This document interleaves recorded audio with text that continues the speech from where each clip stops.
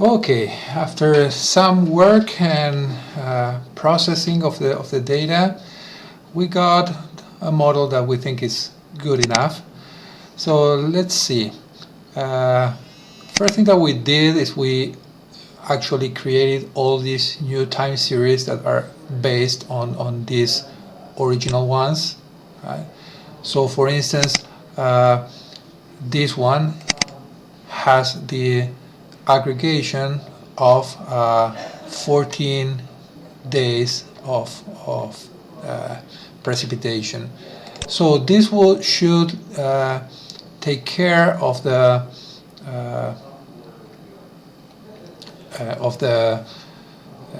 soil moisture.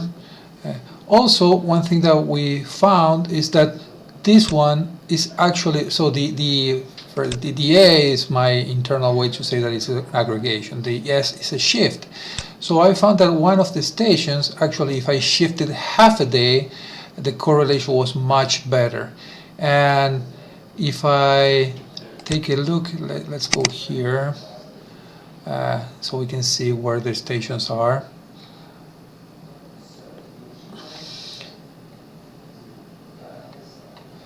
So let's go here. So this Nanga Muhan station is actually half a day away in terms of correlation from the dam. So it makes sense. So I could shift it half a day. You can do this with Funes. You can use partial time steps. And then another thing that I found is, while playing with the data, is that there is a correlation, obviously, and has to do also with the base flow, with the inflow and with the inflow from the previous day. And since we will know the inflow of the previous day, we can use it as one of the parameters. And not only that, but also with the inflow of the previous day aggregated 3 days. So that would be the aggregation of the 3 previous days or the average of the 3 previous days of the inflow. So all these parameters result is significant, and we can see them now in our new definition. So this is where all these are being read from, and these are the time series. Another thing that I played with was with different weights for different variables. And you can see that in this set I did set the volumetric to true when necessary, because now I have half a day, so that could become relevant. And then I change this variable, so the extrapolation power is much higher, the number of elements in the ensemble is bigger, and the extrapolation step is quite small, and the IDW power is much larger. So this makes it behave more like a Voronoi. Well, I don't want to get there, but it's a high. It's very sensitive to the distance or to the similarity between scenarios. So let's load this and see what we get. So I can open this one. Now we will load all the time series, and we can see that they are already populated with the values that I set. And let's just go and run the whole model. And while this is running, it will take a while. Let me see, I have here the results from the first run that we made with all the data by default without extrapolation. So remember that, and Nash-Sutcliffe was 0.3, and this will increase significantly. And I also have this graph that I would like to compare with the new one.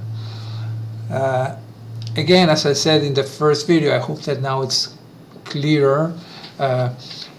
We, in the first stages of our calibration, we can use partial data. So we can use a sample of all the observed data. This is a random sample, so that would run much faster.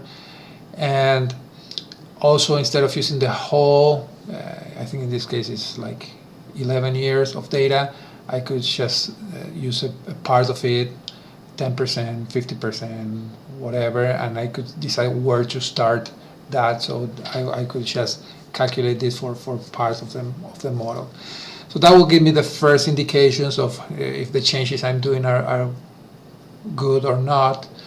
In the future, we plan to add some optimization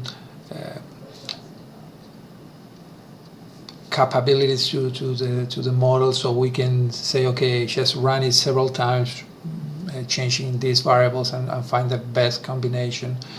We did test that and it worked really good, but it's not implemented in this application yet. Another thing that we want to do is, instead of having to calculate this new derived time series outside, it could be done using Excel or many other tools, but we want to be able to provide Funes the capability of calculating on the fly. So this aggregation will not be stored anywhere, but every time it reads the data, it will create this new time series aggregating.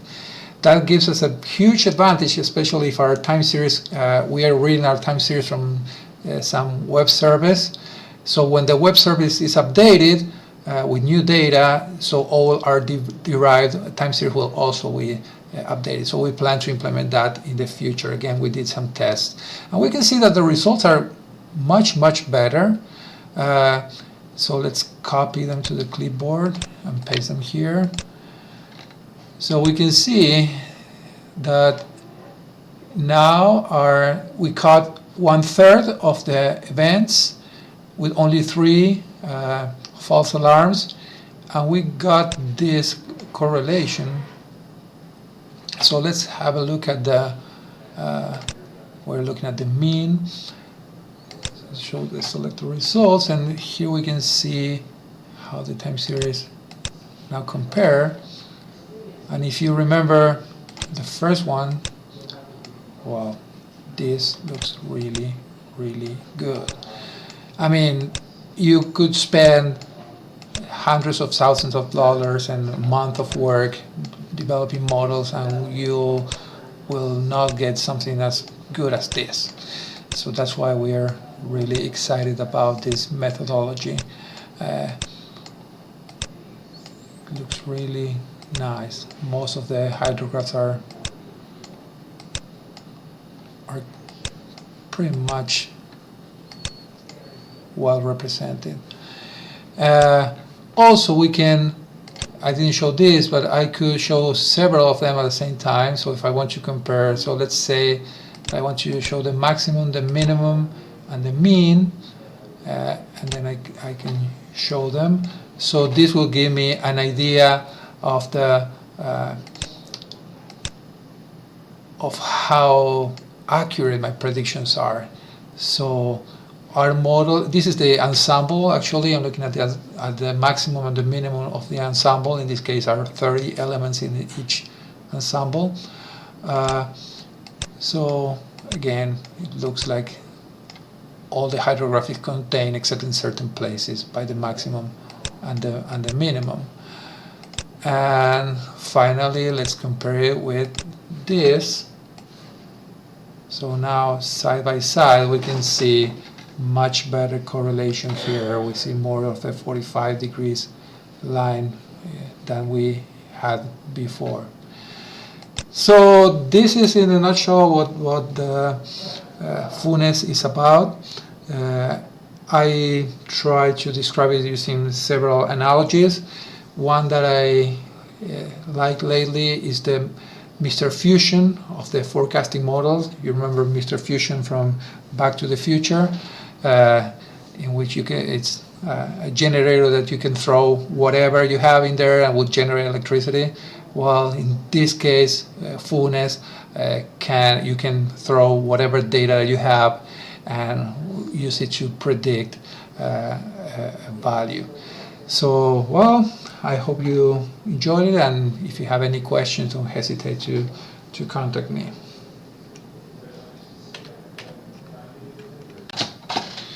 Oh, sorry, a little addendum. I forgot to show you how the model actually works. So now with this fully calibrated version, we can come to the model module, and we can say, okay, we expected 50 millimeters in the station, and we know that on average we had in the 14 days an average of 10 millimeters of precipitation, and yesterday, let's say today we measure 150, and then the past 3 days we had an average of 100 cubic meters per second. Now when we run the model, let's turn on the ensemble display. So when we run the model now, we see that, well, these are the results that we get. So the IDW says 247, the closest is 290, the median says 190, the mean says 200, and the probability of exceeding 400 is 6.4. So this is what the user would be seeing. So we can be quite confident that we are not expected to have any inflow greater than 400 cubic meters per second in these conditions. And we can explore a little the ensemble here. As you can see, is much longer. It has 30 elements now. The closest one matches pretty well, are 50 millimeters. Then also matches pretty well the 10 millimeters average.